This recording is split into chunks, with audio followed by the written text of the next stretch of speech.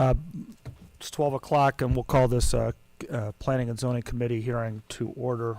Councilman Bauman indicated that he would not be here. He's a little bit under the weather. So we have Holly, myself, Denny Hellman, and Jim Slough, with Matt Cordonier and Jacob Mercer from Hancock Regional Planning.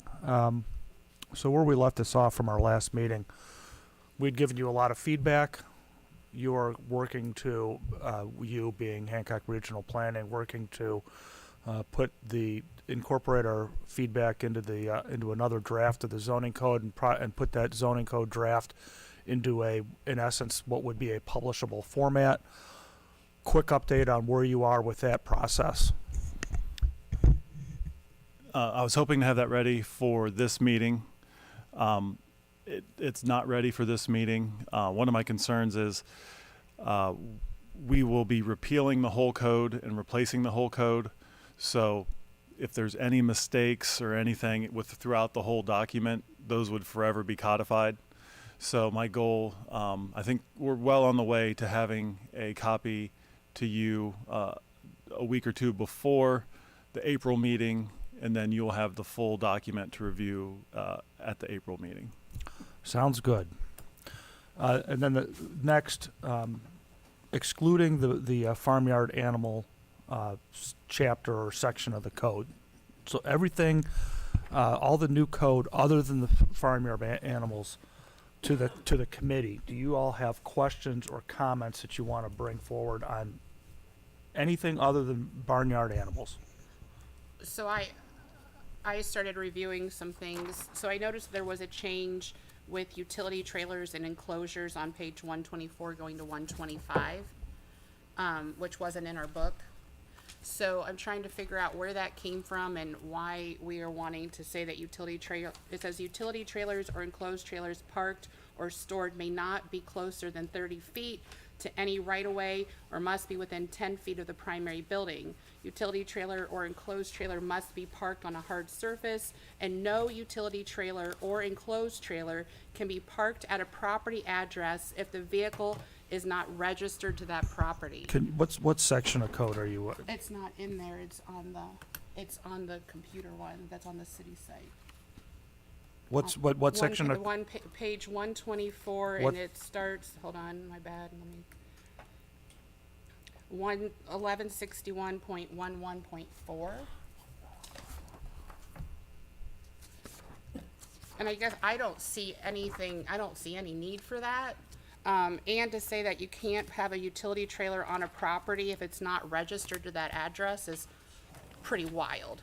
So I look at it, if a contractor is working at somebody's property, you're saying they can't have it there. You're saying if a business wants to allow somebody to park a trailer that has their business name on it, let's say at the mall, or somebody owns a property that they can't, or somebody rents a property, you're telling us they can't park their trailer there? Like, what's going on?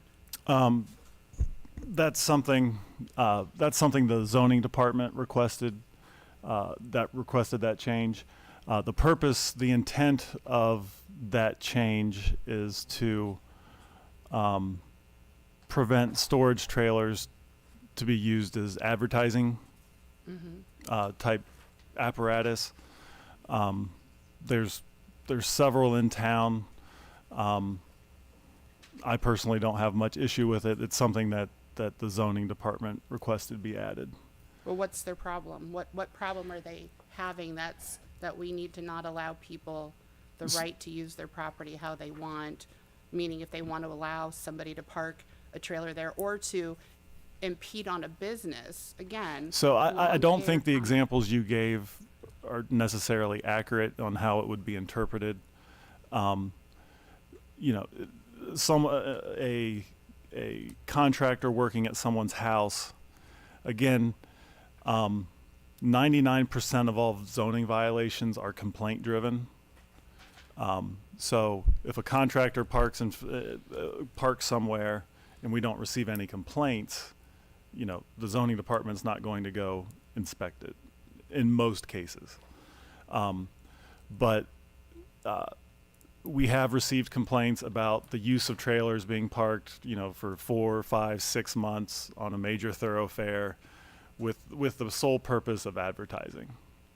So, But, so I'm gonna give you two harsh statements. One, planning and zoning shouldn't be dictating to council, in my opinion. We should be asking for changes, and you adding that in there because somebody complains. We cannot change our planning and zoning rules because somebody complains.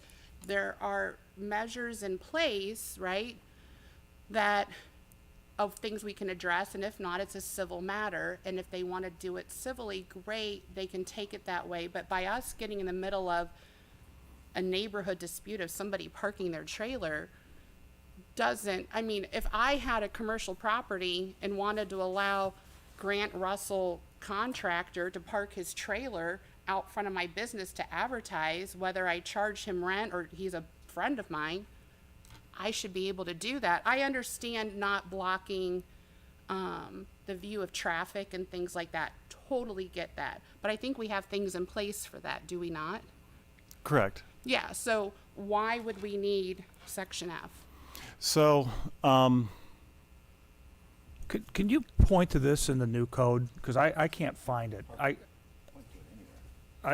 can't, like here, in the new code, we end at 1611.17, and then we go to 1611.12. So I can't even find the section of code that we're talking about to even have the conversation. I'm pulling it from the findlayohio.gov website that's posted for the public. And if you just type in page 124 on that, it ends on 124 and starts on 125. So this is the new proposed code. That is out for the citizens to that's see. online, correct? Yes. So that's So I don't know not what the you book that we have. It should be. I don't understand why it's not in the printed book. I couldn't find it when I was doing it. So, if I go to, I think it's probably under signage, right? If I told you it was section 1161.11, here it is. So sorry, it's under, if you go to the PUD tab, the very last page.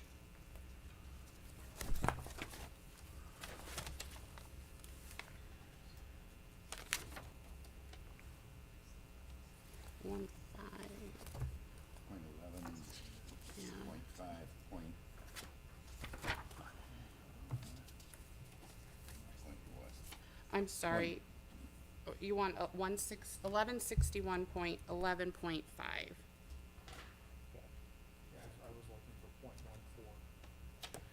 So, so that came to my attention from a citizen addressing Sure. it to me.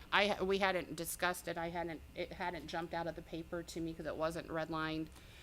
So my concern is what else is in here. And when you tell me zoning decided to make this change, doesn't really excite me to hear that, because this is council that makes decisions on making changes, and what's happening is a little different. So I don't see a need for that, and if you're telling me we have other pieces in place to address trailers being parked, which is what you told me, correct? Yeah. Then we don't need section F, in my opinion. Okay. I'll respond to that. So I don't feel passionate about section F there. Okay? But if you, I can point to probably 30 other communities in the state that have a very similar. So it's not a off the wall concept in planning and zoning. Is it right for Findlay? I don't know. And that's the process we're going through, discussing these things. But when he wanted it included, both cities that I worked for before I worked for the city of Findlay, Hancock County, both had prohibitions on parking trailers as advertising. So it's not an unusual concept. Is it right for Findlay? That's for council to decide, not for me to decide. And I still can't find what we're talking about, because there is no 1161, So it's right above. 1161, 1, So the very last page of the PUD page is what I had marked. 1.5D.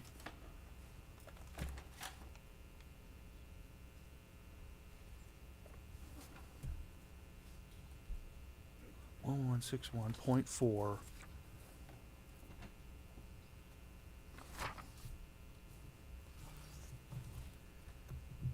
Yeah, it's not in our book, so I can't even,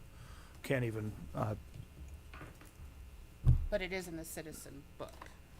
So you don't see it on the online one? no, I'm using the hard Okay. copy that we got. Yeah, I'm not sure why it's not in the printed version. So I I don't- can't even, I mean, from the general term of it, absolutely zoning code talks about where you can have signs. If a person in a residential, neighborhood wants to park a panel truck advertising Joe's Bar and Grill, 3 months out of the year in their driveway for the pure purpose of being signage, absolutely zoning. That pertains to zoning. That's why we have sign codes, and the way people get around the sign code is by doing those, doing that truck. Our code should talk to it, and I'm They sure already Eric has do. specific reasons for it. I mean, I've also seen the mobile signs in other communities where the vehicle is nothing more than, it's just a tall, thin sign structure that drives around, and if that would be parked in an area, yeah, our code should speak to that. I'll have to pull the online to see it. So, but you'll have a look, and Eric can speak to that at our April meeting. Yeah, I'll just elaborate. We already have those measures in place. I've had business owners, again, landscapers, contractors that live in residential areas, and they cannot park their pickup trucks or their equipment trucks in front of their properties because it's not allowed by city Correct, code. correct. So we already do address that. so this addresses specifically, it's the setback. So Walmart parking lot. If Walmart put, what it's trying to address and what other cities address is Walmart parking lot, right along the roadway, a tractor trailer that says, whatever, Walmart's summer sale is here, and they leave it parked there for 3 or 4 months. That's what this is targeted towards. It's not really, my understanding of it is it's not targeted towards the parking of contractor trailers in residential areas. That's already addressed in the code. But what you're saying, and my question comes back to the committee and to you, is it our place on a commercial piece of property, if somebody wants to allow somebody to park something there on their property, even if it's not a Walmart, even if it's XYZ local business, why should we be getting in the middle of that if it's not impeding on site view or anything else? Sure. I mean, that's the question for council. Yep. Is this a rule that's appropriate for Findlay? I just wanted to point out, this isn't a one-time rule that zoning kind of came up with, and you can't, it's a somewhat common rule that many communities in Ohio have. And it was added at the request of Eric Atkins, Yeah, zoning, yeah. okay. So without Eric here to talk about his reasoning and desire for it, it's noted that that's something that we need to continue to investigate. Are there other issues in the proposed code other than the farm animals that the committee wants to ask or bring up for discussion? I was looking at A1, agricultural 1, Okay? because we're looking at annexing potential properties in, and we're also looking at the farm discussion. I guess looking at the first page, I just need an understanding. I know when I look at commercial, when I look at the residential code and all that, why are we dictating as though we're the developer, saying that in order for somebody to build on that property a home, it has to be 1,600 square feet minimum number of residential, 1,800 square feet or more on a 2-story. I don't understand why we get into that much detail on the size of, because if we end up annexing somebody in and maybe they haven't built on it yet, or they're getting ready to build on it, why? I mean, and it's in every section, I get Sure. that. That's why I'm just trying, I didn't know. So, generally, the size, so zoning codes often address this. In agriculture, it doesn't, in the agricultural section, we can remove that. It doesn't make an issue. Where you come into an issue is, honestly, you have a neighborhood of $600,000 homes or X size homes, 3,000 square foot homes, and someone wants to come in, they buy a lot and they build a 700 square foot home.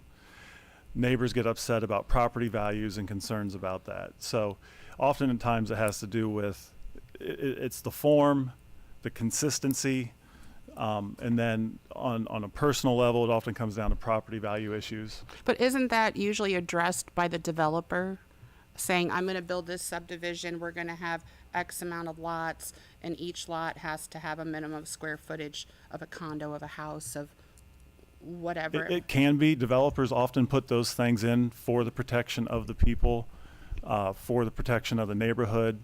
Or they let- depend on what Or we have. sometimes they don't.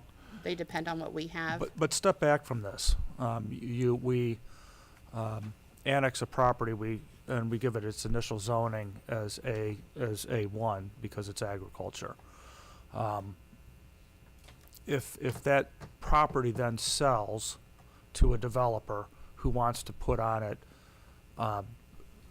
residential, for example, it doesn't, one would expect it would not retain its A1 zoning because it is no longer having an agricultural use.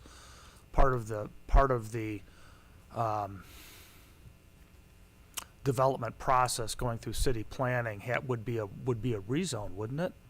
Correct. And there could already be a house on the annex property. And two, the nature of, it's a larger lot, there's not houses, it's not in the neighborhood, we don't care what size house they build. But then if the owner, so you bring in Farmer Brown's farm that's a homestead farm, and they decide that they want to build a new residence for Farmer Brown and or Farmer Brown's family. It retains its agriculture in that sense. You're putting a new farm on a new house on the homestead because it's not really being redeveloped. Or do you in that situation, do we then change it to residential? I mean, It's a No, percentage. so, I mean, inherent in agricultural land is an expectation of having a single family home on it. So in the case of, and this is maybe being too nitpicky, so they tear down the homestead house. You can only have one single family house on a parcel. Banks won't loan you money. It's the way that the whole system works. So he tears down his house and then he goes to build a new one. 95% of the time, people want to build a house larger than what our minimum is. So it is a rare exception. We do see, the only time this has really come up is we have existing neighborhoods that are zoned R3 and someone wants to put in. but not our situation here because this is A1 specifically something that we're going to more than likely annex. We don't see any A1 infill or rezoning on existing property, do we? Agriculture, no, I mean, that would not be an appropriate rezone to agricultural. So if you have a 100-acre farm and on 1/2 acre or 1 acre of it is the homestead, do you think that 1 acre gets rezoned residential, or is the whole thing A1? The whole thing's A1. And so they tear down the house and put up a new one, it's still A1. Yeah, If they want to take the 1 acre next to the existing house and sell it to their son who wants to build a house on it. And I am actually thinking of a specific farm example in the county that I'm describing. I'm trying to describe that. They would form a new parcel for the son's house. It would get a zoning classification of question mark, and then the son would build a house on it. So if they can create a new parcel, they have to follow the county subdivision regulations. They have to have frontage. Nope, it's A1. It's now ours. It's now ours. So when you parcel a property, the zoning does not change. Okay, so you'd have two A1 parcels, and we would allow them to. They have to meet the standards of the A1. But they probably Acreage. wouldn't if we gave them an acre to build if they gave their child an acre, it wouldn't be did we say 5 or 10 acres is what has to be A1? We wouldn't give them A1 if they're less than the 5 or 10. So they get 5 acres. They put a house on 1 acre of it, and they continue to farm the other 4. Then these, I mean, so you're basically describing an example where the setbacks and things still need to be there for that. Correct. Because that's the example you would see in an A1, most likely. What they would do is they would parcel out their what they wanted for themselves and sell the rest for development. Yeah. I Okay. mean, my thought on those standards, if we leave them in, it will not affect anyone. If we remove them, it won't affect anyone. On what?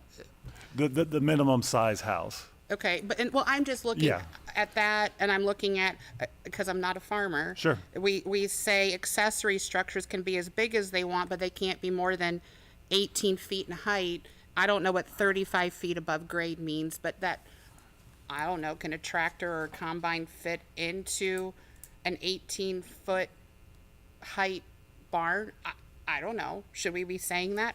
I don't know. That's a good question. I would recommend raising the accessory structure height probably to 30 feet.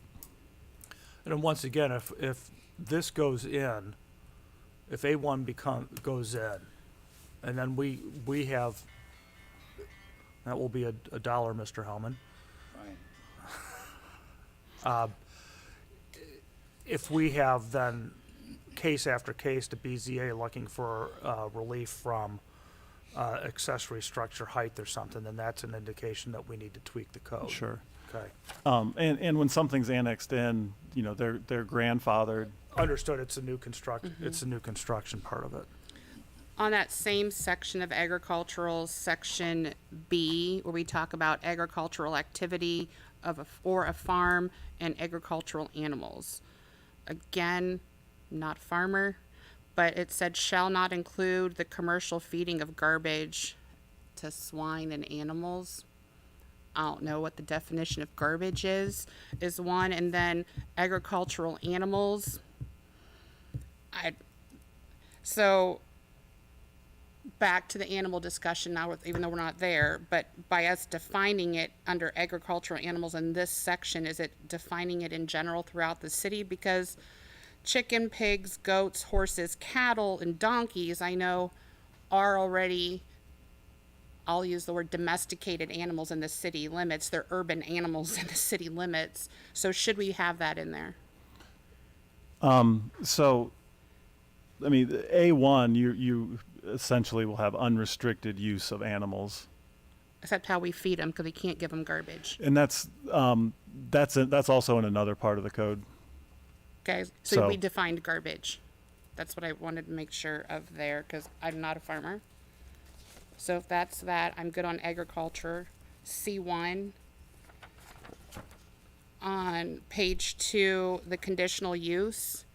So we're adding drive-through pickup windows, but we're removing car washes and fueling stations. I'm really torn on that section because I don't feel that we should be adding the drive-through in as a conditional use. Either it's going to fit the site plan or it's not. But I do think car washes are important to have a conditional use, because when I was on council before, we put the car wash out east.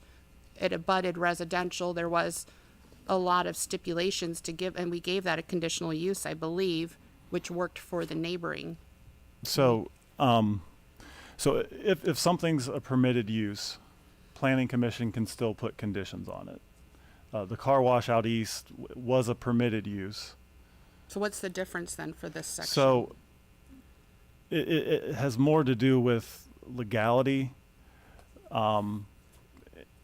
Permitted means the way permitted, Planning Commission can put conditions, reasonable conditions, on a permitted use or a conditional use.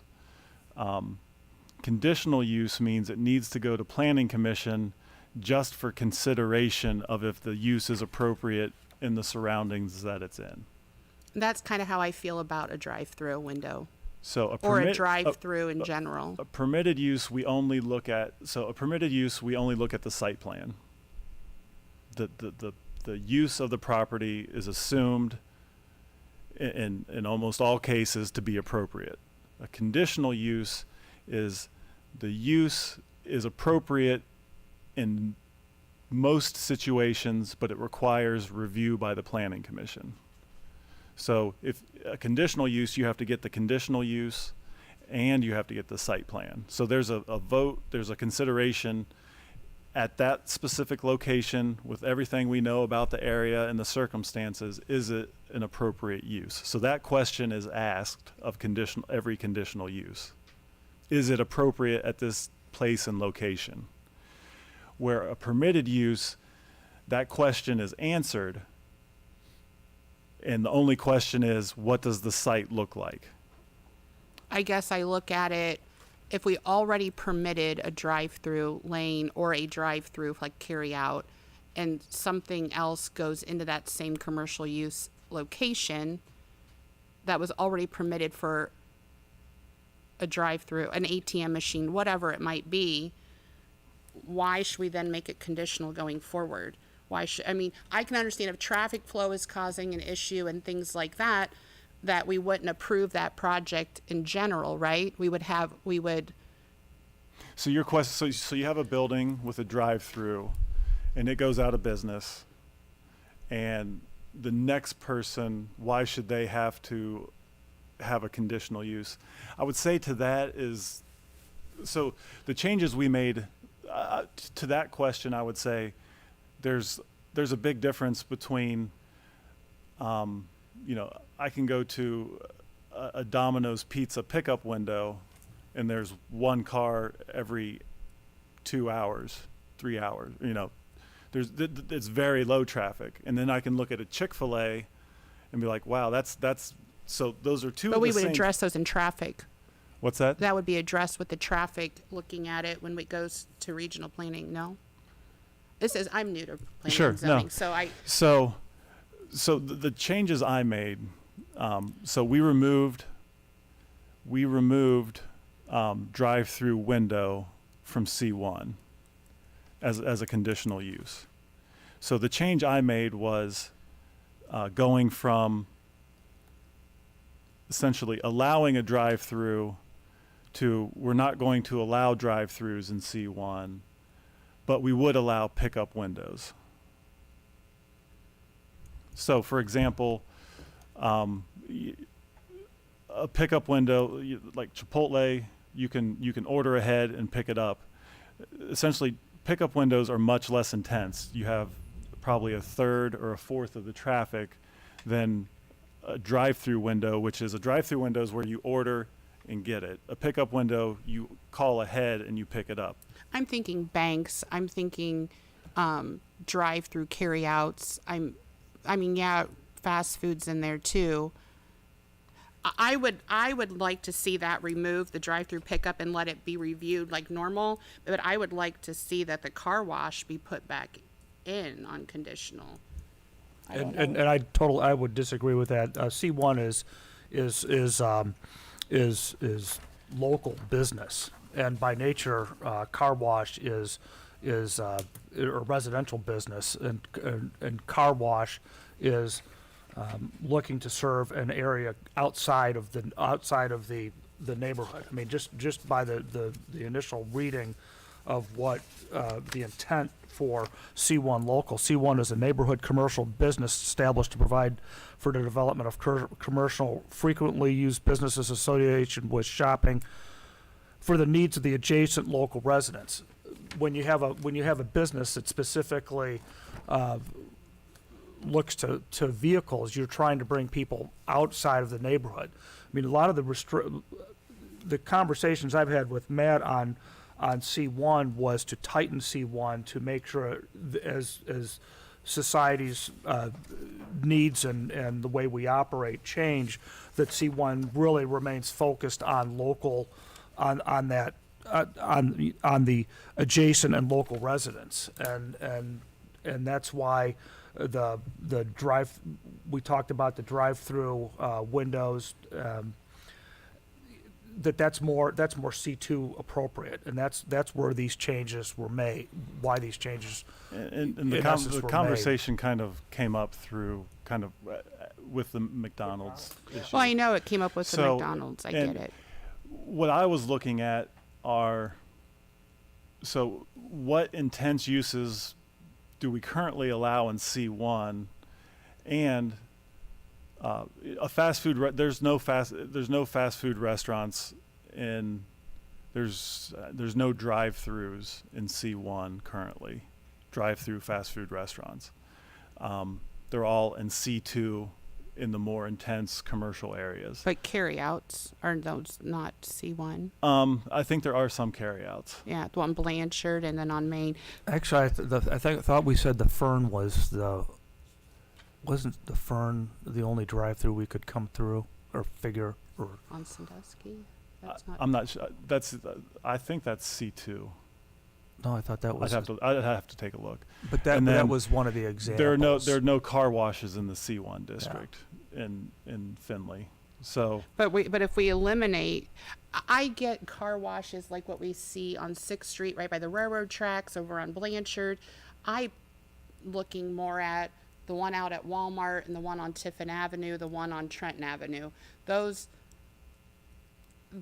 are All not in- residential. Those are all in C2. yeah, the concern with what we're trying to do is look. What I was trying to do was look at the intensity and remove some of the more intense uses that can move into C1 Yeah, I support that. and entirely. potentially. But if we don't have that in there, if we don't eliminate car washes in C1, then they're allowed.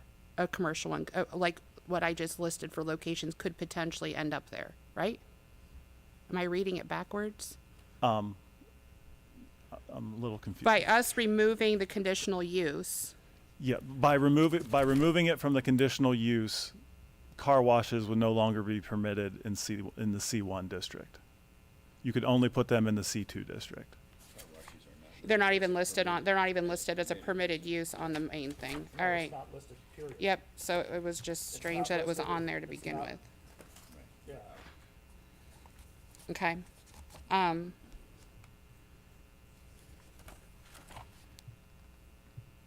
Then, Real quick for the audience, the intent here is to talk about everything other than farmyard animals, so that we potentially can move the rest of the code forward. If time permits, and right now it doesn't look like time's permitting, I do not think that farmyard animals will be discussed today. well, we can skip to farming. No, our desire is to try to get the code to move forward outside of farmyard animals. So I want to work through all the other issues so that we can have some of this code continuing to move forward. If so, that's the focus, and so we'll continue to work through this code as we're doing. This is good conversation on these other sections, but just so the crowd knows, farmyard animals will come after the discussion of this full code, and that might not happen today. And just to expand on that, because there's some thinking that we don't want to hold up the less controversial Yeah. changes to the code and maybe allow more time for discussion of farm animals. Matt and I talked about splitting the farmyard animal chapter off of the from the rest of the zoning code updates, so they would take two separate tracks. And it sounds like that the farmyard animal thing might need will most likely need more detailed conversation. But whereas the rest of this is, for lack of a better term, more mundane. Sorry that I'm telling you that zoning is mundane, but are more mundane changes that have really elicited very few, if any, comments from citizens. So that's kind of that's underlining of the intent here. So just so the audience expectations are understood. Let me make a comment, if that's the direction that we're headed, and I don't have a problem with it, why don't we just say we're not gonna do farm animals today? Those that are on YouTube or here in the audience that wanna listen, talk about farm animals, come back in April. Well, with 20 minutes left, I mean, I I have no I problem going over if we need to, and I appreciate that we have 10 citizens in the audience, and if any of them want to give us input, I'd like to hear it on the record. And I'll refrain from the rest of my questions. Well, no, and we can take it to the we next want meeting. the rest of the questions now so that we can move forward with that section of the code. So keep going.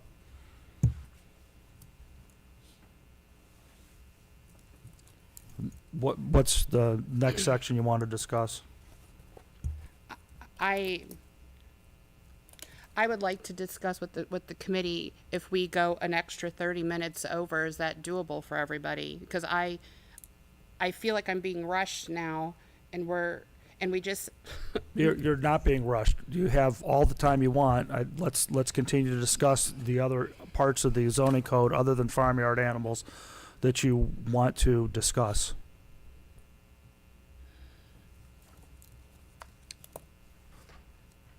I'm done discussing for today. Well, the intent is for Matt to bring back the zoning code in a finalized form so that we can move that forward at our April meeting if possible. So we want to get these issues out now so that he has a time to research and adjust accordingly. So this is the appropriate time. I feel that there is no rush when we are discussing zoning changes. There- I'm not sure why we want to push things through so quickly, and I am not going to disrespect the citizens that are in the audience that are here for a purpose. So either we switch over to what they'd like to talk about, and I will refrain from the rest of mine, or we extend the meeting.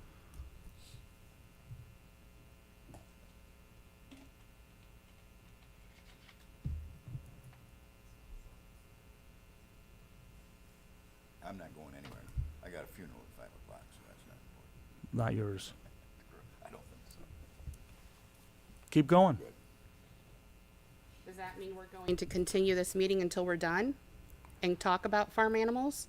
We're going to continue this meeting as long as we have pertinent conversation to have. I'd like to switch over to farm animals then. Yeah, but the chair doesn't. If you have no other comment on the code, then the assumption is that what is in the rest of the code is satisfactory for Matt and Hancock Regional Planning to continue to go back and refine.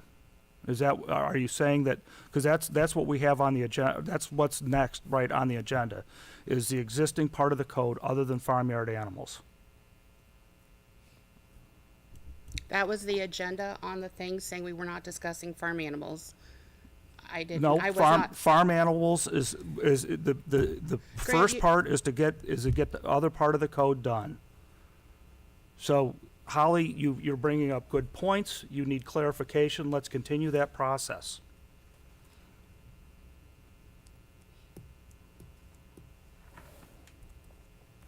Are we gonna continue it the way I just asked for it to be continued, or are we not? I hear Dennis says that he has no time restraints. Are you saying that you have time restraints?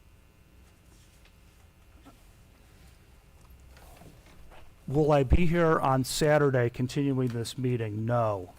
Didn't ask for sarcasm, I asked for respect of an answer to be answered since you are chair. I don't know how much more you I- have to this- talk. this is- I don't know how much more you have to talk on the existing code. Holly, No- just keep nobody going el- on your next. Does anybody else on have your ne- questions? They have. I don't wanna Jim and Denny. monopolize the- Jim and Denny. Do you have any issues with the rest of the code? I have I have none. So it is your questions. that we're entertaining. And I don't have a problem with it. I'm glad. Keep going. I've read it. I think it's a great start. So on the I3 discussion for industrial with the new section, there is setbacks. My question on setbacks is how did we determine that for especially the rear setback? So when I look at commercial, C1, the setback's 20 feet. We're only making it 30 feet on I3 industrial. And if it butts up to residential, we're only making it 75 feet, which does not sound like that much when I3 could include wind and solar, which if I was a residential property backing up to that, I think I would want more than 75 feet. So the setback for a wind turbine, I believe, is 495 feet from any property line. I'm just reading the setbacks for I3, required building setbacks. Yeah, so the way that works, constructing a building, those are the setbacks. Correct. Then there's the section on wind turbines, which provides setbacks. So the setback for a wind turbine is 495 feet from any property line. And the same thing, so I guess I shouldn't have mixed all that into my statement. Abutting an I3 on a residential property, how did we come up with 75 feet for the setback? Even if it's a building, which is the section I'm looking at, I guess threw those extra words in there, so I apologize. I believe it should be the same setbacks that are in I1. The building setbacks should be the same. So are the same setbacks, we don't have I1 in here, do we? No, we do? Yep, it should be. Excuse me, it will be in there. Yeah. Yeah. So it's the same 30 and 75. And I just know that there are concerns from the ward that I represent, First Ward. They've been getting a lot of development, good and bad, but they have continued to express concerns on how things are set back and so forth for their privacy on residential. So I'm just trying to figure out that calculation, but it's just that we went off of I1. yeah. So constructing a building in I3 is exactly the same as constructing a building in I1. And then a wind turbine has to be 495 feet from every property line. And a lot of that is a safety factor, what they call fall. If the wind turbine were to fall down, so that there's nothing there to fall on. That'd be a plus. Yeah. Looking at PUDs, Yes. and the only reason I kind of honed in on a little bit, I know when we were talking about annexing, we did have a condo association on the north end that we only, because it's one association, it's one parcel. Not that it's actually a PUD, but it's kind of on a small scale in my view, that way. So we're saying a PUD is a minimum of 5 acres, and that everybody owns, one person owns everything. For that ownership side of it. When we talk about number 4, section B, we're going to determine if it's infill development or not. Why would it be? I mean, more than likely it's going to be undeveloped land, right? When we look at a PUD, or is that not necessarily true? I would say 80 to 90% of the time, a PUD would be applied to undeveloped land. One of the reasons you will see acreage requirements on a PUD. A PUD is designed to have several uses in one kind of development, but the nature of a PUD is a negotiated zoning code that's specific to a property.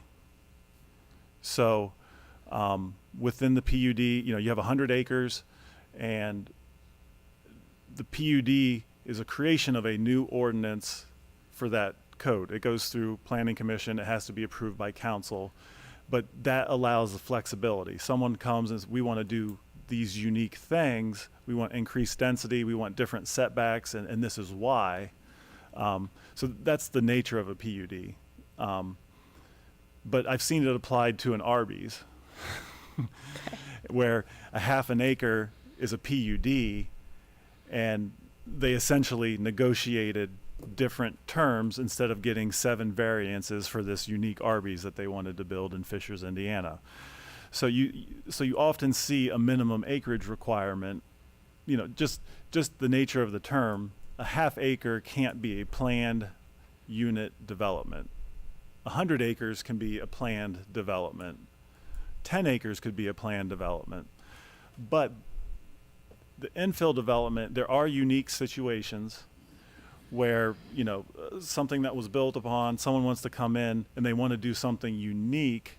It gives the planning commission kind of the authority to say, this is a unique situation, this is infill development, the acreage shouldn't be appropriate for this, and we can move forward with a PUD because this is a unique circumstance with infill development. So example, I'm thinking Marathon Hotel, Hancock Hotel.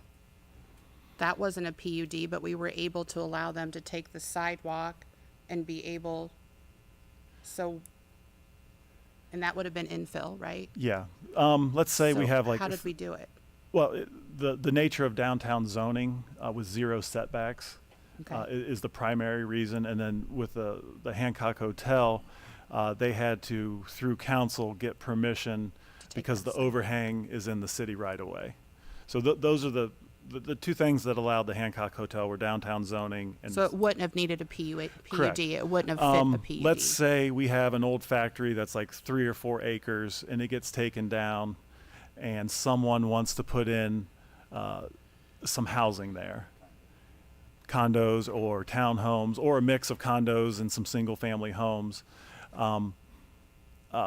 It's a unique situation where with our code as strictly enforced, they could not build it. And so a PUD, a variance is a way to get, is to get relief from standards.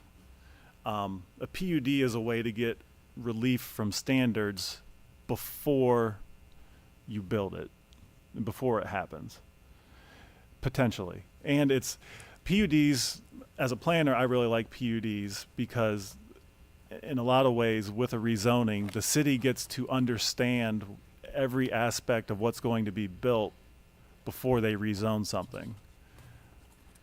So in that, where we take down the factory, they negotiate, we're going to build a higher density than you allow, but that's going to be okay because of we're going to do this. And so in that example where the factory was on 4 acres or 4.5 acres or 4.999 acres, they could ask for a variance to the 5 acre requirement for a PUD. Yeah. Get that and then go through the PUD process. It just popped into my head. The redevelopment of Lincoln School would be a great place to apply a PUD because they can't meet our standards. It's a unique building. Let's say we convert it to 40 residential lofts. That's above our, above our density standards. And then they want to do something else in cooperation. So like the redevelopment of Lincoln School would be an example of a small scale PUD that could make sense. And I guess when I think PUD, I think of more things like going into Columbus or up to Perrysburg. Definitely. And so that's why I was trying to. The largest PUD I've worked with was 1,100 acres, and that was thousands of homes, thousands of apartments, commercial, that's kind of the typical, but it can also be applied on a small scale in certain situations. Was there a rhyme or reason to the 5 acre minimum? Honestly, you see it in other codes and it kind of feels right. Okay, thank you. I mean, there's nothing like purely scientific about it. I've had a lot of questions on signage, and in general, not looking at anything specifically. I've tried to reference things back to folks. I think there's a lot of concern with people and their signs becoming obsolete, I guess is the word. What was the year we were looking at? Is it 2030 or whatever? Yeah, 10 approximately 10 years past the adoption of the ordinance. Yeah. So that was one thing that I've had. I don't know if anybody else has had conversations with people questioning the signage changes. And then the other thing was, again, trailers and semis. And I don't remember where it was in the code. You'll probably know. It was if somebody was not in a residential zoned living area, duplex, triplex, apartment, whatever, they were in an other, and they had a semi or something, they still would not be permitted to park it. They're going to make them follow the same rules as residential. And I mean, I understand that concern there, especially when we have, a large industrial area and trucking situation going on in our community that does well. So that was another. So there was the setback from the street of where a trailer can be parked, and I don't remember where it was. And then semis themselves. I understand them not being in residential. I'm all Sure. that I think is already in place. But it was the other areas. That's another Eric question. Do you remember what section I found that in? When No, I don't. I don't it was remember the that. other, or Like it wasn't Like multi. multifamily? No, What's the question again? About parking of semis. So if in- somebody privately owns a semi, and like say they, or a truck and trailer again, and they're parking it on, that was one of the things with the trailer. If they park it somewhere, they get permission to park this because they can't park it at their house, but it's not titled to them at that location. Their title doesn't match. That was another situation. But then it was something about semis. in the commercials, so if I have a semi and I want to park it on the public street in front of the Campbell Soup place, where parking is at a premium. Is that where? No, there was two separate issues with semis. One was semi being able to park where they live, and it was if they didn't live in, like let's say they lived above a commercial building or something along those lines. I don't remember what the location was. And they said that they had to follow now the residential code, and they couldn't have. So I think I can save us time. I'd like to address that at the April meeting. That I'm somewhat familiar with that change. That's a change that Eric requested with enforcement issues. Okay.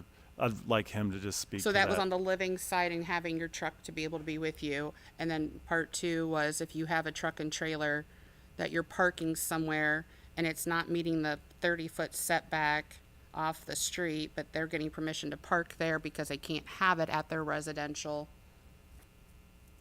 Yeah. That's the other questions. We with will trailer. have Eric speak to that. To the kind of the sign sunsetting clause. So there's the 10-year period in which so the way the ordinance would work is let's say it is adopted with those provisions in it. Let's just say Best Buy. The Best Buy sign is a pylon sign. For the first 10 years, they can change it from Best Buy to ABC Warehouse to Matt's Electronics, or stores come and go. After 10 years, and if Best Buy stayed there for 100 years, that pylon sign could stay there for 100 years. But can't be updated, I thought we said. Essentially, yeah. So once it dies, it 10 has years, to leave. 10 years from the adoption of the ordinance, you can change the sign face. You can make minor alterations that you could do today. After 10 years, if you need to change the sign face from at 15 years, you change it from Best Buy and you want to change it to Matt's Electronics, the pylon sign has to come down and it has to be a ground sign. So if you need to make changes after 10 years, it has to meet the current code which would be a ground sign. But if you don't have to make changes and it stays Best Buy and you use the same sign, it can stay there in perpetuity. Unless it becomes not well kept or Yeah. in our standard, Or not the property or if owner a standard. tornado took the sign down, It you'd can't have to come if it's substantially destroyed, you have to replace it with a sign that meets the current code.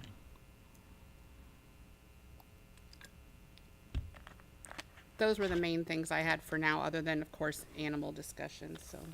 While we're on that, I've got a question. When you were talking about signage, Yes. are there any cities that say, 10 years after the adoption of the code, all signs will conform with the new code? Or is that being too restrictive? I ran that by my attorney friend in Toledo, and that's kind of an old way that I think has gotten shot down in court at times. It depends. His recommendation was not to do that. He's like, you may be able to do that, but his recommendation that cities have found success in the method that I'm proposing that we initiate. Well, maybe that's why I was familiar with it. You said it was an old way of doing things, and I guess. Yeah. my Well, I'm gray- familiar my with gray it hair too. may- I'm familiar with it too. That's kind of gone out of cities utilizing that. All right, thanks. I do think that's a tricky situation. Thank- This is more on the making changes, grandfathered making changes kind of route of looking at signage. But in some instances, like you're referring to, we won't be making any changes if the sign isn't modified or a new business comes in. And they Correct. wanna So put I mean, a pylon, those the pylon monopoles. sign could be there for another 100 years. Yeah, that's what I was getting at.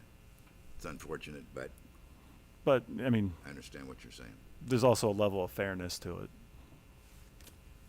I'd take them down. But, But for the person who isn't aware that this code change is coming and puts that pylon sign up, you want to give them the opportunity to enjoy utility from their investment.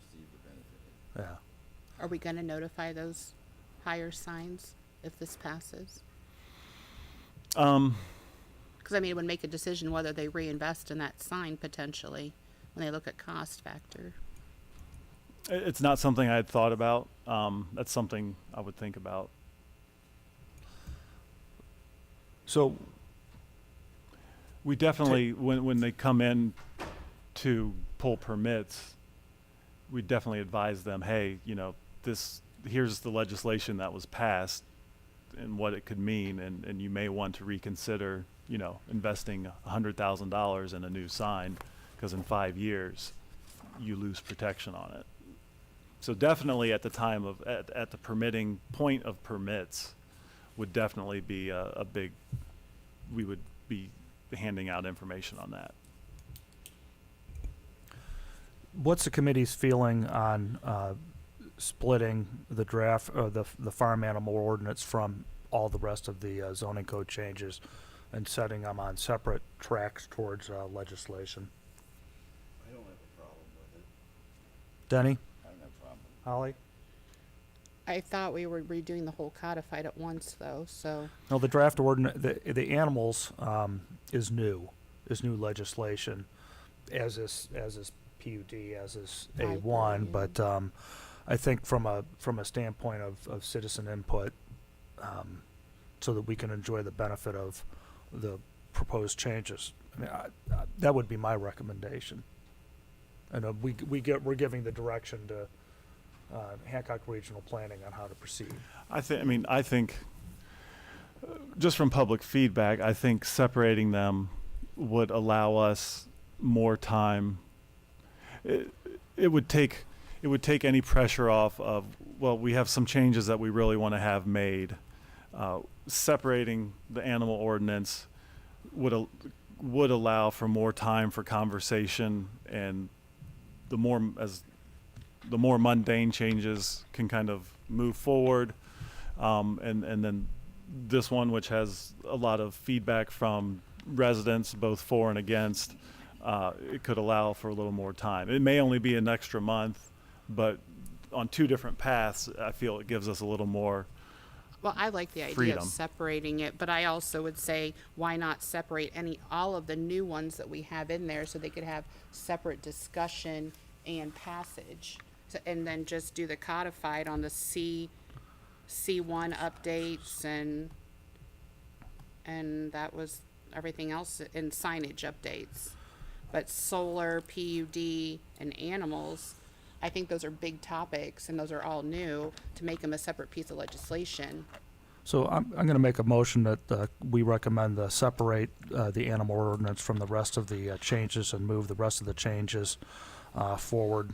And I'd make that motion. Is there a second? Second, Mr. Slough. Discussion. Hearing none, all in favor of the motion to separate the animal ordinance from the rest of the changes and move the rest of the changes forward, say aye. Aye. Those opposed? Nay. Okay. So Matt, that gives you direction on that part. Yep, thank you. Animals. Just by a quick show of hands, who in the public wants to speak on the animal ordinance? Okay. You're closest to the mic, sir, ma'am.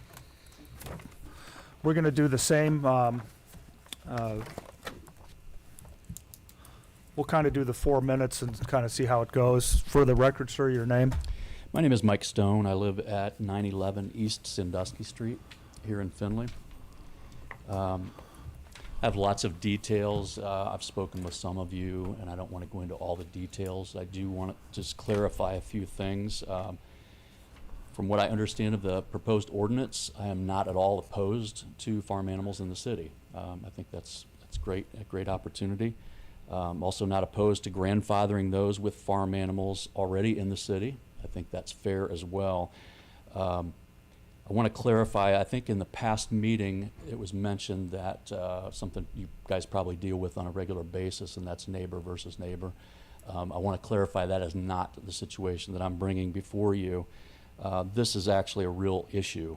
What we're dealing with is horses, chickens, and goats.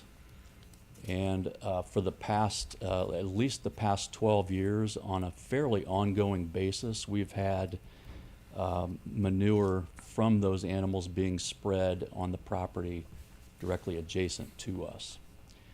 I've done a lot of research on this. I've even spoken with the University of Findlay Western Equestrian Farm just to verify that I'm speaking correctly. One of the things I found out is the average 1,000-pound horse generates about 10 tons of manure per year. What we're dealing with is, I believe, to the best of my ability, 3 horses, a pony, an undetermined number of goats, and an undetermined number of chickens. Chickens, likewise, 130 pounds a year. Goats, about 1,500 pounds a year. So what we're looking at on my adjacent property is about 38 tons of manure being generated each year for the past 10 to 12 years minimum, that is being either deposited on our property or just down the road at 830 East Sandusky Street. I think everybody here could probably, yes, sir. Whose property is 830? I mean, is that part of the other person's property or your property? Or? It is a relative of the property adjacent to us producing the manure. And I think that you can understand 38 tons of manure annually is an issue the city should be addressing, especially as this new proposed ordinance is on the table. I think that if this is an abuse of one resident moving forward with the allowance of farm animals in the city, I do think that it behooves the city to be able to say we do need to put some restrictions in place to protect neighboring community or neighboring properties. I don't know how much time I have left, but again, I don't Okay. want to go into lots of detail. All in favor of, I move to give Mr. Stone more time to talk. I agree, I think this is important. All in favor of giving Mr. Stone more time? Aye. Those opposed, nay. Keep going. Okay, you can cut me off whenever you want to, but so what we've done in the past is approached this neighbor, and without getting into a lot of details, I don't. This is not again a neighbor versus neighbor, but we were directed to go to the city. The city directed us to go to Hancock Soil and Water. Hancock Soil and Water also wanted us to be involved, get involved, the EPA and Natural Resources. In the end, everybody directed us back to the city because it was more of a city issue, even though there are concerns with EPA, Natural Resources, and Water and Soil and Water. Right now, Ordinance 505.011 talks about largely domestic animals, cleaning up after your pet, walking down the street, cleaning up after your pet. Clearly, this is not an ordinance that directly touches on the subject that we're dealing with personally.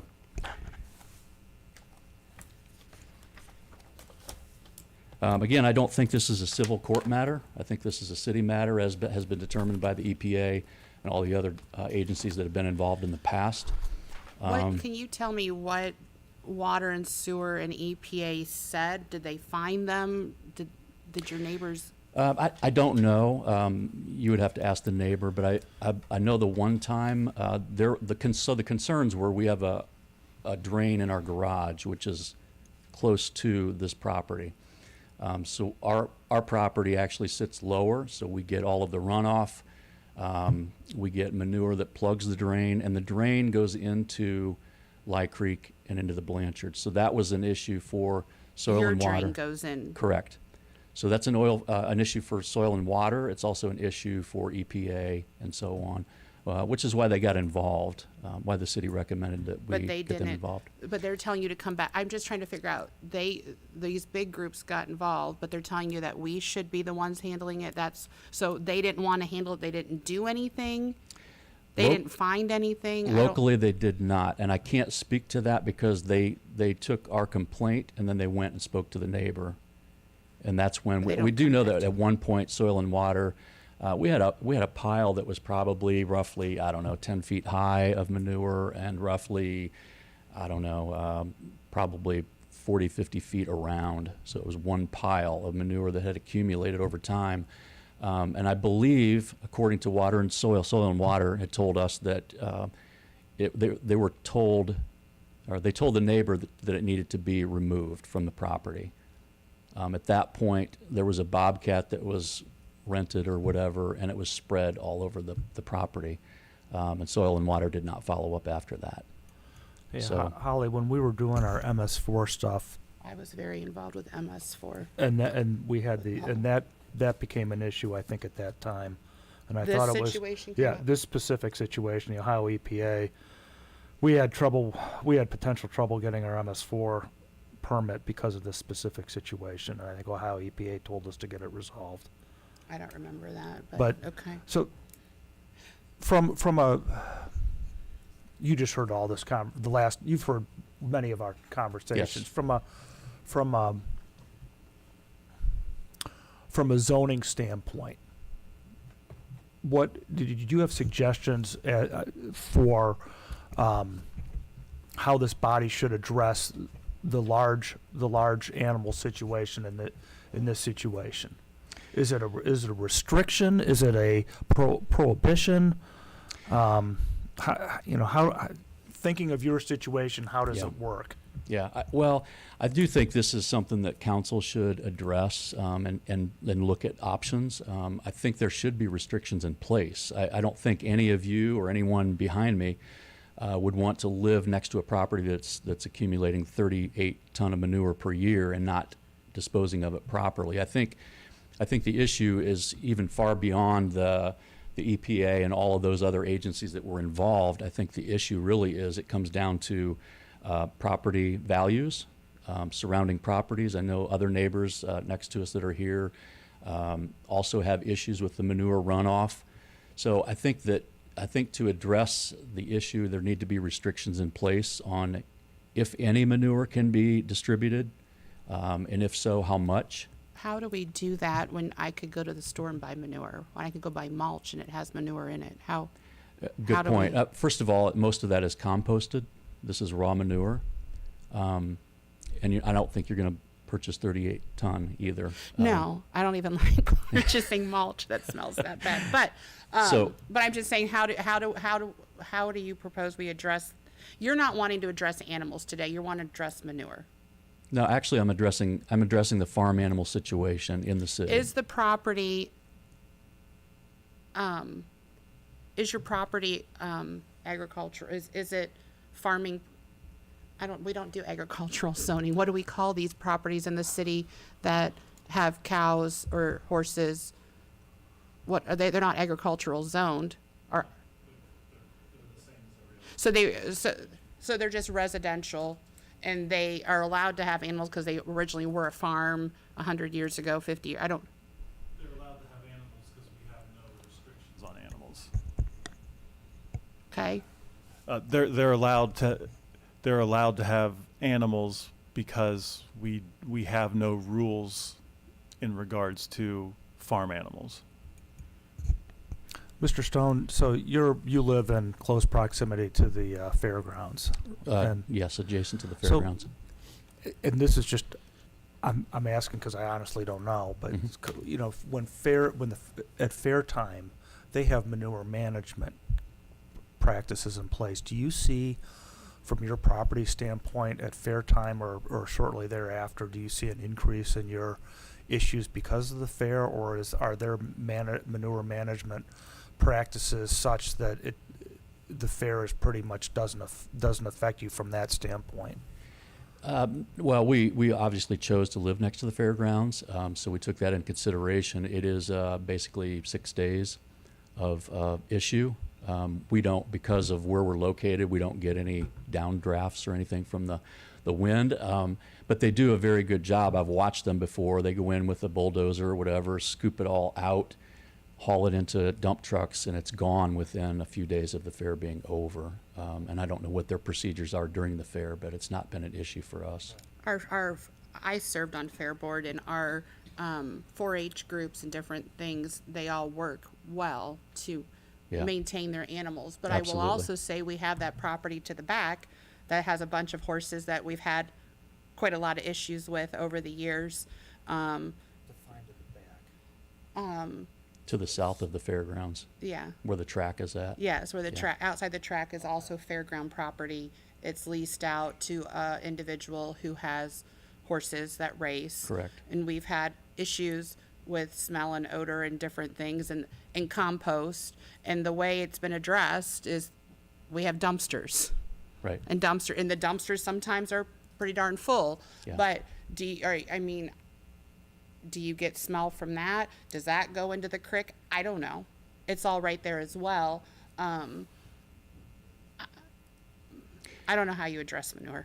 Yeah, as you mentioned before, I'm not a farmer either. My daughter is very much into equine at the University of Findlay. I just know that there are proper procedures for handling manure, and Is there code? there is nothing. Oh, Well, right. there's nothing in the city code. I meant like Ohio Revised or Administrative or something code. Is there anything? There are general guidelines, I believe.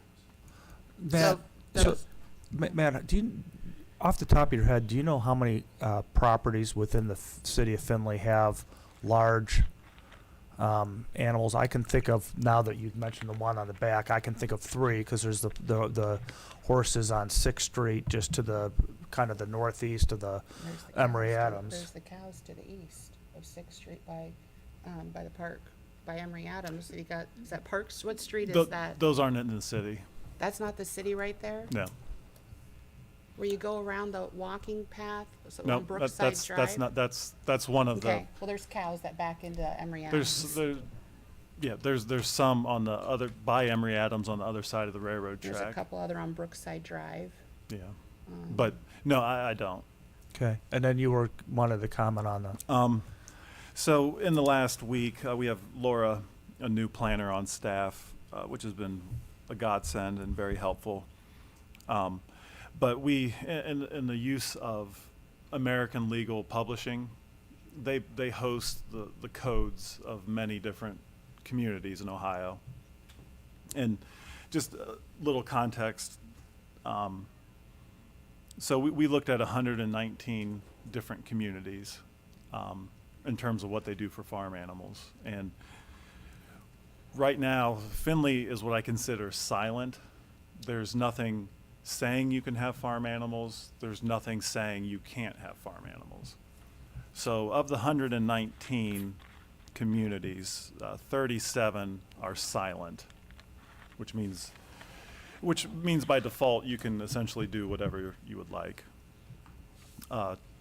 28 communities did not allow farm animals in any sort of manner. They specifically say no horses, cows, ducks, chickens, etc. And then 54 have rules, and those rules vary widely. To one property can have, the maximum is 5 chickens to unlimited chickens. But I have a list of issues with farm animals that people have brought up to me, and I'm still kind of working through. Animal waste is one of the issues that we're still looking through. But with animal waste, I've seen quite a few, some communities prohibit the spreading of manure. Some say you can't spread manure within 500 feet of your property line. Some say you can't spread it within 50 feet of your property line. Some of them are silent on the manure, but that's one of the things that I would like to research. I've done some research and I have found some examples, but I'd still like to look at some more examples, because I don't think that we address animal waste or manure properly in what we're proposing to bring forward. Is zoning code the appropriate place for that type of language, do you think, or is that more? Well, no, I'll just leave it at that. Yeah. Is that the So, appropriate place?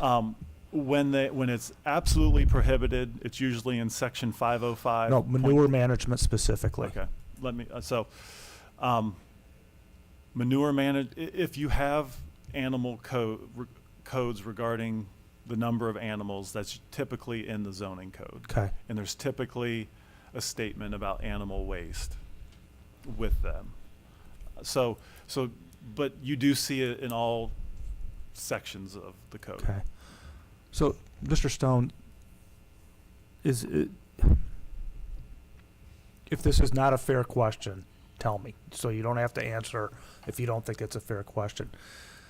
Can I paraphrase your objections? It's not with the animals per se. It's with the manure management of it. Yes, I believe we have some people here who are here for chickens. I think that's great. Your specific situation. My specific situation, I believe it directly relates to the animals, which is why we're here.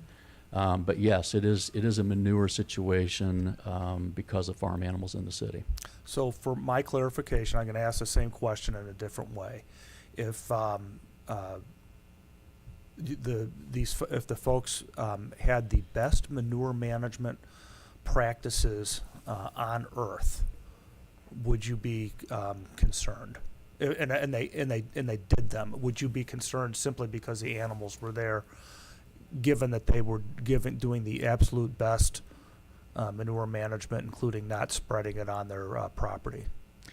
No, it would not be an issue, I think, for my family or for the neighbors who are also have submitted complaints. Okay. I do bring it before this committee just in the sense of as we are looking forward to farm animals in the city, Yeah. that this needs to be something to be Yeah. aware of. Have you tried addressing this in the courts at all?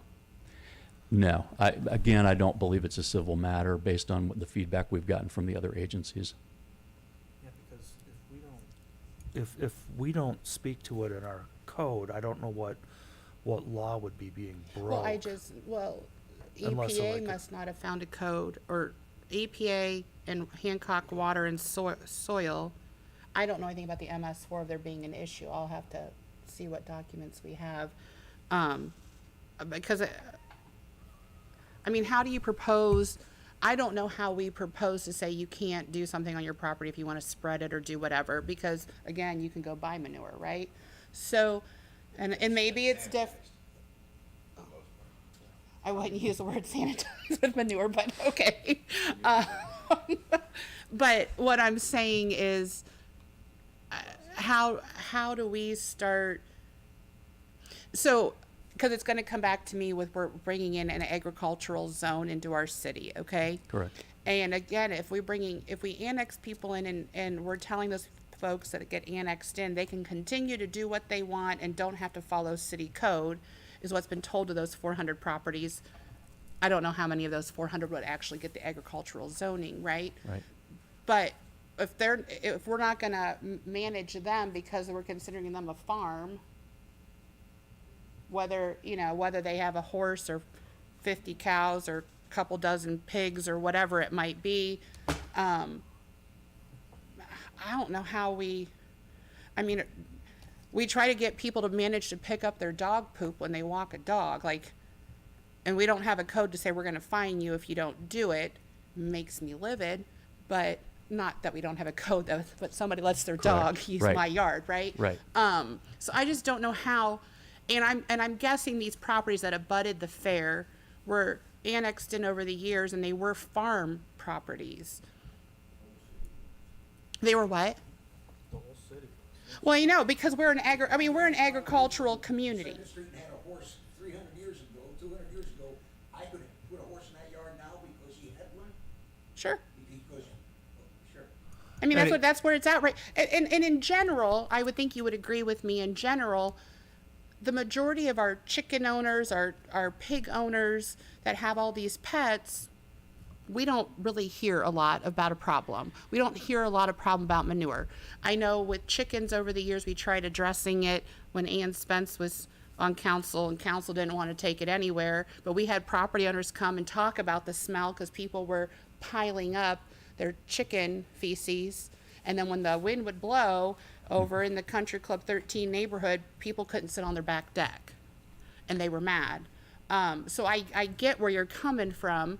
But in general, I don't think, how many complaints do we get about quote unquote farm animal or quote unquote manure? That's why I asked you if you did something in the court civilly, because I'm glad you addressed the different departments that you addressed, but they didn't find anything, it sounds like. So they're putting it back to our lap, and if they didn't find anything, how do we develop something? Yeah, again, I can't speak to most of what happened in the end because they didn't communicate well with us. I believe it was the landowner.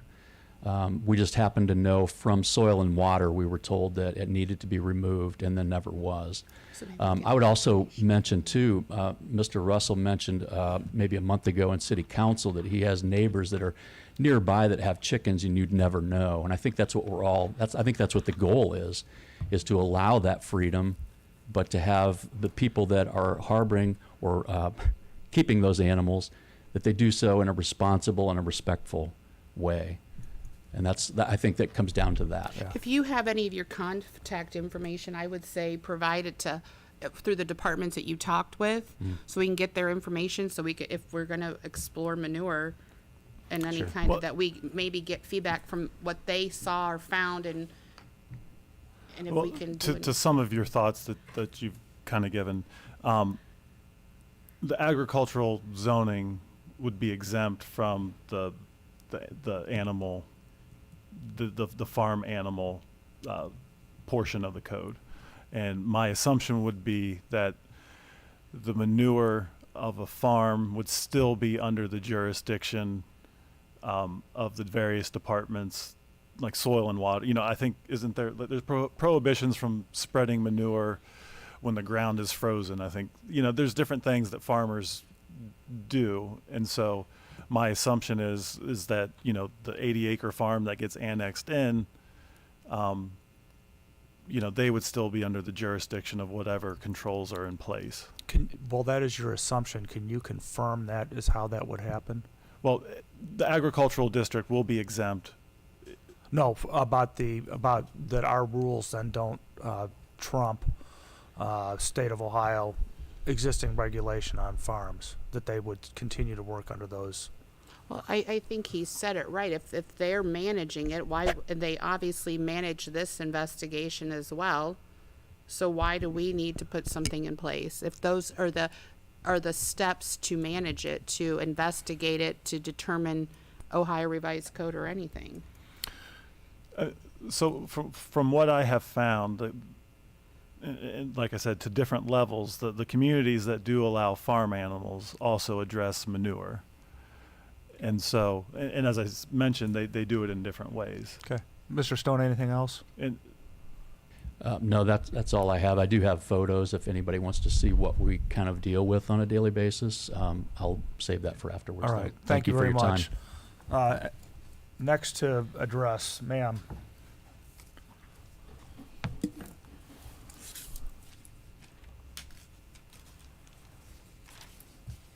Ma'am, your name and address, please. I'm Melissa Humphries at 115 East Mason Street.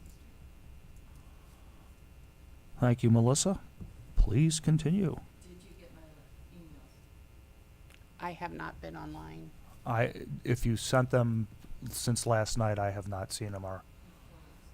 You Then- mentioned this to me earlier yesterday, and I went back and looked, and I have not received anything, either personally in my emails or in the city email. I went back through last week's. Okay, it would have been in the city email.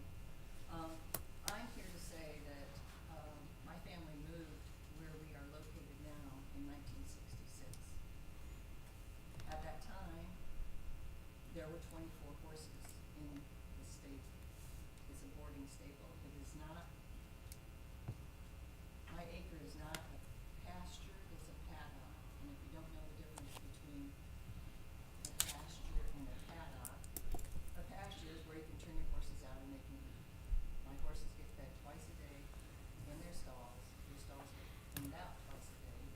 They're bedded in sawdust, very fine sawdust, so it's very dry, not wet. And it smells like horse manure, but when I spread it, it smells like that for a day. I have 3 horses, a pony, 3 goats, and 12 chickens. I've never spread the goat manure or the chicken manure on the paddock. What I wanna say is that the Hancock Soil and Water and the EPA came out, and I got a letter from Hancock Soil and Water stating, and I can get you copies of it, I can actually just attach it and send you a copy. Stating that I was not in violation, that I could continue what I was doing, spreading my manure out there, that it was not running off into the creek, and that their recommendations were to seed the acre and to take soil samples to like Legacy or someplace like that, to see if I'm over fertilizing, because it is organic fertilizer. Raw or composted, it's organic. It's not chemical. So, with the 3 horses and the pony, and the neighbors who are, they're saying it's not a neighbor thing, but the neighbors next to the Stones took their fence down, and I asked him, are you doing this out of spite? In which he replied, yes, because you're doing this. I said, doing what, Phil? And he said, spreading manure. And so he said, the only one that's benefiting from this fence is you. And that was to keep my horses in. However, I do have a round pen and I'm able to put the horses out in that temporarily. And Eric Atkins has given me leave to, open up my round pen and put a temporary fence up so that the horses can go out on the full acre. Go ahead. Are there manure management practices that you put in place to that you utilize, or is there guidelines on the manure management? Hancock Soil and Water saw nothing wrong with how I was doing it, which is I load it into a manure spreader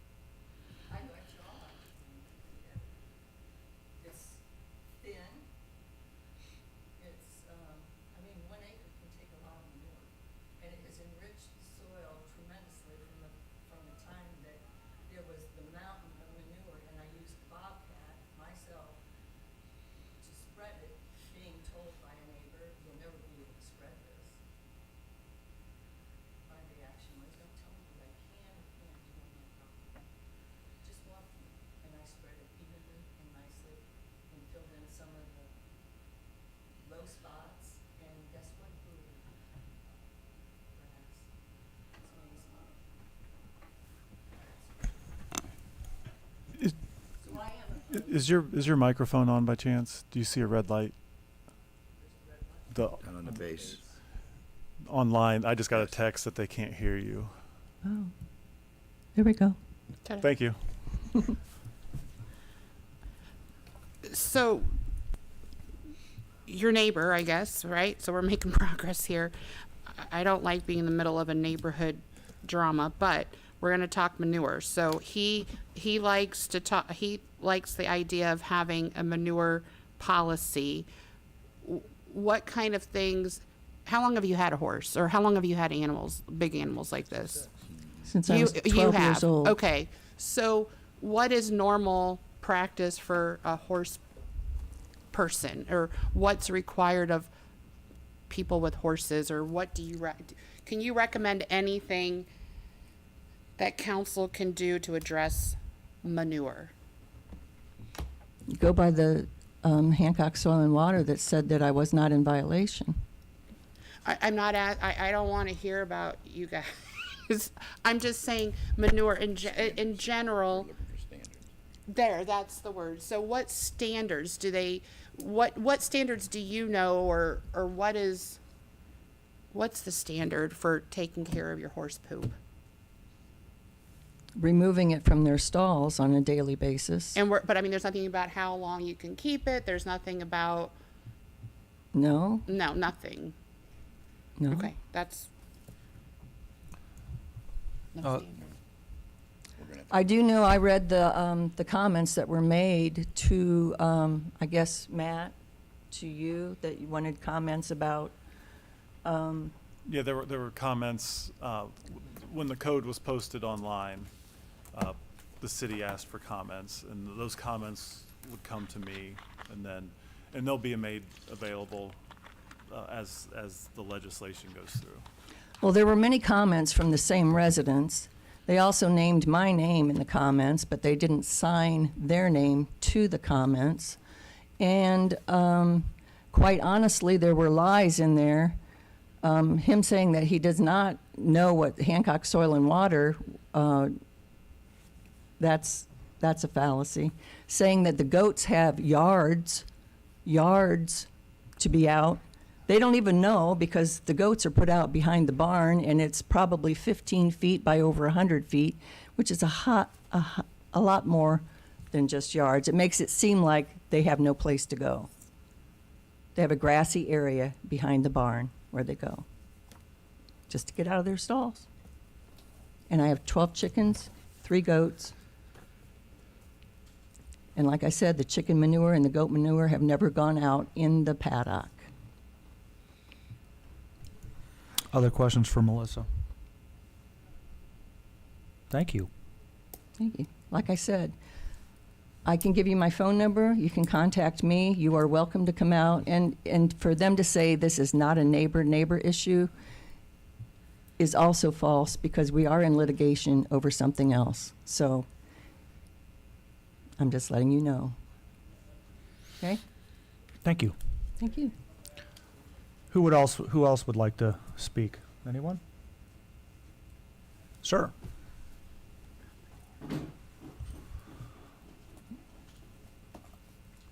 Your name, sir, and your address. Philip Howard, 901 East Sandusky Street. Please, Mr. Howard. I have a question back to the, about the farming part of it. If this field that is being in dispute right now, Are you turned on? it doesn't matter, I'm just asking you, I don't need to ask city. If that, would that be allowed to be put into soybeans? Would what be allowed? That paddock, could that paddock have soybeans in it? Like, can they have soybeans in Well, according to I'm just, planning and zoning? you were saying earlier about the farms that were being annexed in, that they would be under the same situation. Well, if it's annexed in and it has soybeans in it, then why would this field not have the opportunity to have soybeans in it? So the annexation of the A1 that I've referenced, because it's what they currently have and what they currently maintain, is what we're going to allow for them to continue to do. So properties in the city don't currently have soybeans. No, they don't, but could they? It was a question. I didn't say do they. And I defer to Matt saying, can current properties in the city of Findlay have soybeans on their property? That's a tricky situation. Where do you draw the line from a garden? Well, we tried talking about grass height a while back. Yeah. So, and that was a big discussion. What's grass? What's a weed? Sure. What's allowed? Well, the I know point- That's what he's trying to ask me. We have farm plots near the community the family center on Blanchard, and also behind First Presbyterian Church has community garden plots. So I mean, off the top of my head, I would say yes. So then, if the answer to that would be yes, and the soybeans got in there, and then there was no maintaining of the weeds, and in the fall these weeds got up to 4, 5, 6 feet high, and all these seeds spread across the neighborhoods, and you would say that neighbor next door didn't mow his grass up over 6 inches, but this field can go to a weed field, and you would have no way of controlling it because it was in the beans. I believe we have there's noxious weed ordinances on the books. But they were in the beans. They would be in the city, and the noxious weed ordinance would. And when would that? And would that only be in effect if a neighbor, a good neighbor, complained, or put in a report? Well, I think this is an exact example of what really bothers me on chickens and any kind of animal. I'm not interested in the city being involved in neighborhood disputes. I'm not interested in us developing a zoning code that allows one neighbor to have power over another neighbor. So I think you hit the nail on the head for me with this questions that you're asking me. And I think we have laws in place to address things inside the city limits, out in the county, in Ohio, everything, right? And if you follow those procedures, and if it doesn't get to the outcome that you need, then you take it up as a civil matter in the courts. I don't think, a couple years ago, we had the grass height discussion. Talk about a hot mess, and the city almost getting in a lawsuit, right? Because we want to try to control somebody's grass height, or what they can put in their front yard, and what kind of seed. I'm not interested. So when we want to talk about farm animals and stuff, I will say I have visited and talked to many farm animal owners. I'm gonna call those domesticated urban pets. Because when somebody calls their chicken and it comes to them and it lays an egg for them for a purpose, I think it's awesome, okay? For the most part, neighbors in Findlay, Ohio are good neighbors. And we can't focus on putting an ordinance in play because we have a neighborhood dispute. I'm not interested. City shouldn't be interested. But we should make sure that if there's Ohio Revised Code, and if there are departments that can address manure or anything else, let them handle that. I don't want to determine how many feet before they can spread their manure. I don't want to get into who picks up their own dog poop. This has gone rogue. So I think we have chickens, we have pigs in the city, we have all different types of animals, goats, cows, and for the most part, people are maintaining their family and taking care of their family and their needs, and they're being a good neighbor. And I'm not interested in taking this animal situation any further, or being a part of whatever's going on here. So I'd like to give, we didn't, and so the latest, I'd say the latest dust up between the two neighbors has kind of come to a head when we asked for feedback. I'm not proposing this ordinance because of a neighborhood conflict. And I disagree with you. Say, well, let the current, we're the minority, we're in the we're in the 37 of 119 communities that are silent on farm animals. I agree with you that the majority of our pet owners, or our urban farm animals, are responsible owners. And so, and my goal in crafting this was not to penalize people that take care of their animals correctly.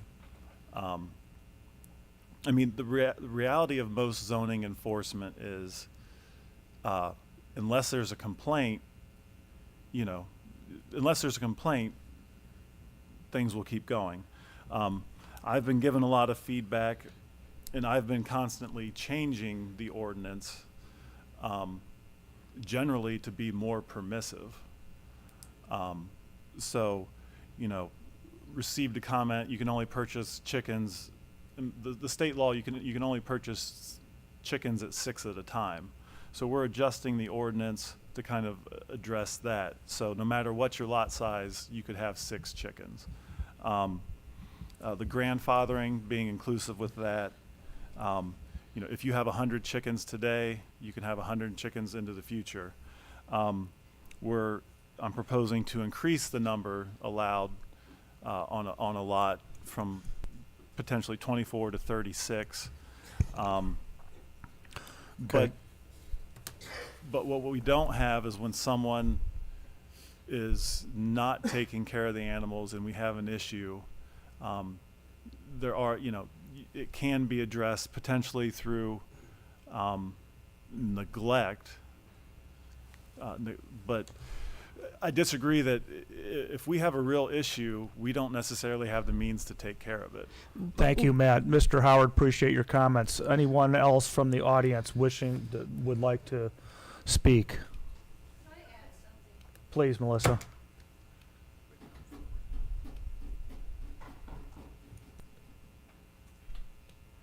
This is on. I want to say I've been harassed by my neighbors. They have called the Humane Society on several occasions, saying that my horses were skinny. That was one, which took 2 people to come out apologizing and saying, we're sorry, we have to come out and look into this, but we have to see your horses. And I said, fine, come in the barn. And they saw nothing wrong. My horses aren't skinny. They're very well fed.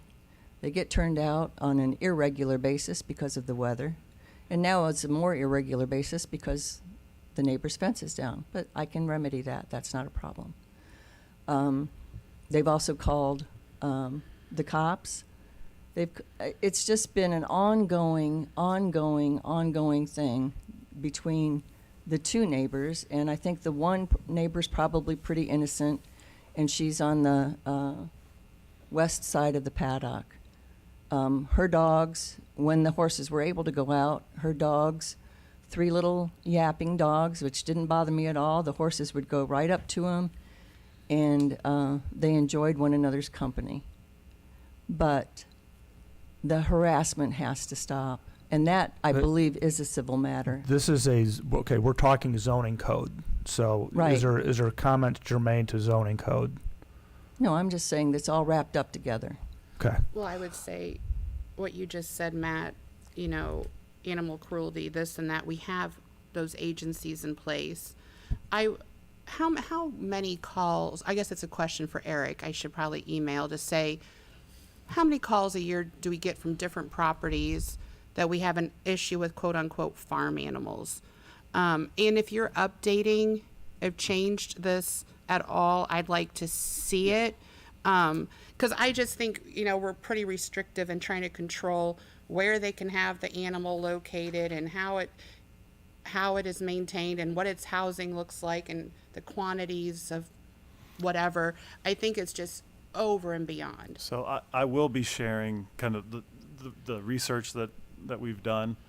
I would of the 54 that 54. do have 54 communities in Ohio that we surveyed that do have regulations. Ours will be definitely in the the third most lenient.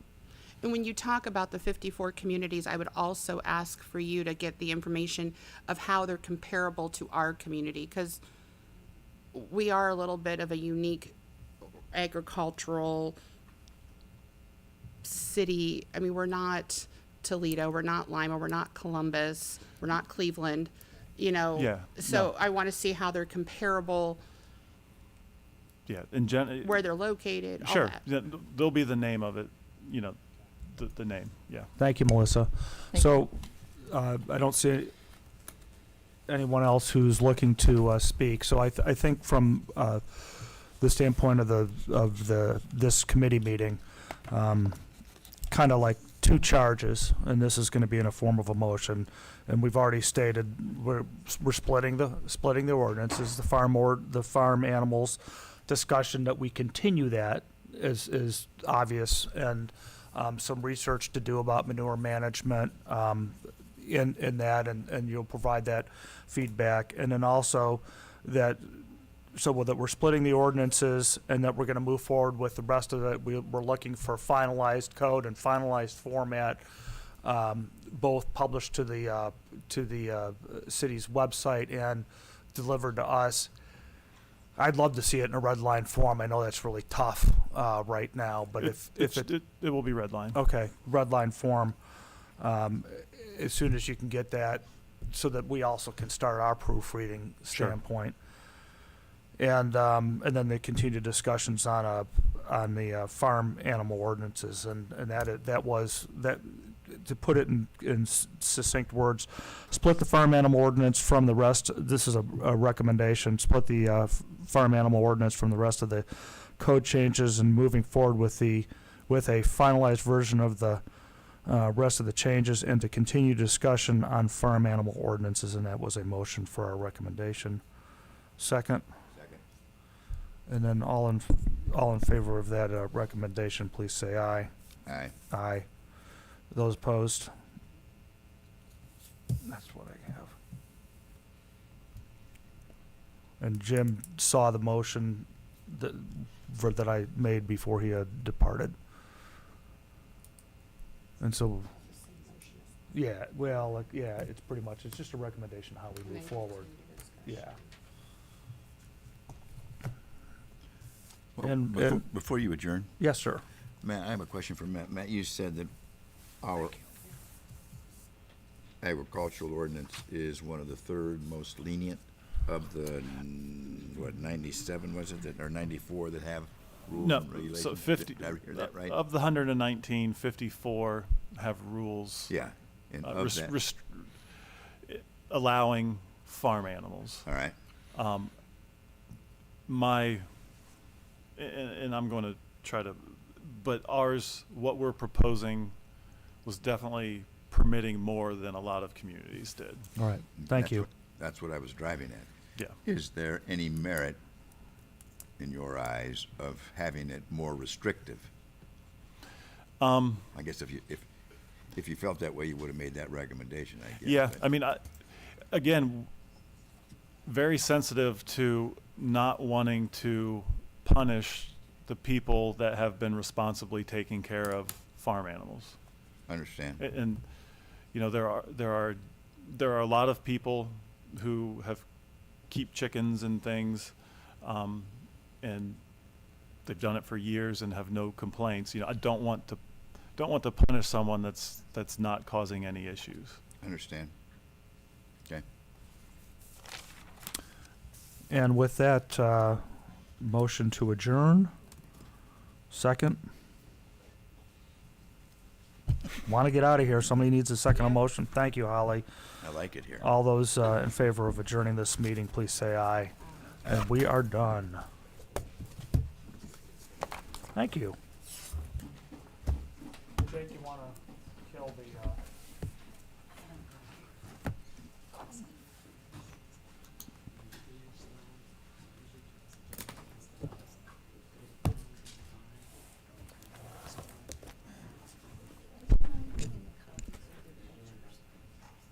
Oh, his pictures, yeah. No, he said he was gonna distribute them. Oh, he's gonna give them to, I think he's gonna give them to Matt.